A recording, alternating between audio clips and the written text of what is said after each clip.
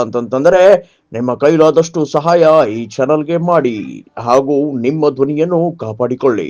ಹೀಗಾಗಿ ಕಳೆದ 2 ತಿಂಗಳಿಂದ ಭೇಟಿ ಆಗದೆ ಹೋದಾಗ ಸಹಜವಾಗಿ ಕುತೂಹಲ ಹುಟ್ಟೆ, ಇದ್ದಾರೋ ಇಲ್ವೋ ಅನ್ನೋದು ಪ್ರಶ್ನೆ ಉಟ್ಕೊಂಡು ಇಡೀ ಪಾಕಿಸ್ತಾನ ಇವತ್ತು ಇಮ್ರಾನನ್ನು ಕೊಲೆ ಮಾಡಿದ್ರಂಥ ಸುದ್ದಿ ಕಾಳ್ಗಿಚ್ಚಿನಂತೆ ಹಬ್ಬೆ.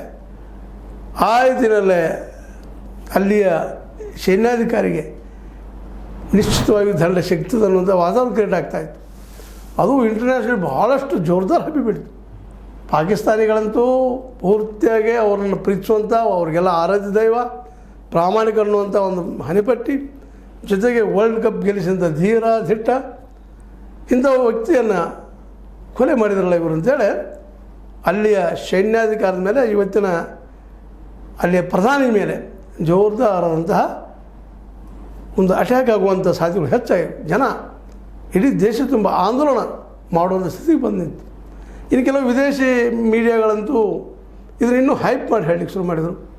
ಪಾಕಿಸ್ತಾನವನ್ನು ನಾಶ ಮಾಡೋದಕ್ಕೆ ಯಾರೂ ಬೇಕಾಗಿಲ್ಲ, ಭಾರತ ಯುದ್ಧ ಮಾಡಬೇಕಾಗಿಲ್ಲ, ತನ್ನೊಳಗೆ ಈ ಇಮ್ರಾನ್ ಖಾನ್ ನಾವು ಕೊಲೆ ಮಾಡಿದ್ದಕ್ಕಾಗಿ ದಂಗೆಗಳಾಗ್ತವೆ, ಪಾಕಿಸ್ತಾನ ಒಳಗೆ ಹೋಗ್ತವೆ ಅನ್ನೋಷ್ಟು ಮಟ್ಟಿಗೆ ವಾದಗಳು ಜೋರಾಗ್ತಾಯಿದ್ವು. ಇಂಥ ಒಂದು ಸಂದರ್ಭದಲ್ಲೇ ಅಲ್ಲಿಯ ಸೈನ್ಯಾಧಿಕಾರಿ ಅಥವಾ ಸೈನ್ಯ ಇದ್ದಿದ್ದು ಈಗ ಒಂದು ಕ್ಲಿಯರೆನ್ಸ್ ಕೊಟ್ಟದ. ಅವ್ರಿಗೇನೂ ಆಗಿಲ್ಲ, ಅವರು ವಿಶೇಷವಾಗಿ ಅಡಿಯಾಲ ಜೈಲಿನಲ್ಲೇ ಸುರಕ್ಷಿತವಾಗಿದ್ದಾರೆ, ಆರೋಗ್ಯವಾಗಿದ್ದಾರೆ ಅಂಥೇಳಿ ಮೆಸೇಜ್ ಕೊಡ್ತಾ ಇದ್ದಾರೆ. ಇದು ನಿಜಾನ ಅಂದ್ರೆ ಇವತ್ತು ಅವ್ರು ಮತ್ತೂ ಭೇಟಿ ಮಾಡಲಿಕ್ಕೆ ಕೊಡ್ತಾ ಇಲ್ಲ. ಇದನ್ನು ನಾವು ಗಮನಿಸಬೇಕಾಗಿದ್ದಿಲ್ಲ. ಮತ್ತು ಇಷ್ಟಾದರೂ ಯಾಕೆ ಅವ್ರನ್ನ ಸಾರ್ವಜನಿಕವಾಗಿ ಭೇಟಿ ಮಾಡಲಿಕ್ಕೆ ಬಿಡ್ತಾ ಇಲ್ಲ ಅನ್ನೋದು ಇವತ್ತು ಪ್ರಶ್ನೆ ಅದ. ಅವ್ರನ್ನೂ ಹೇಳಿದಾರೆ, ಬದುಕಿದ್ದಾನ, ಆರೋಗ್ಯ ಇದ್ದಾನೆ, ಹಾಗೆ ಹೇಗೆ ಅಂತೇಳಿ.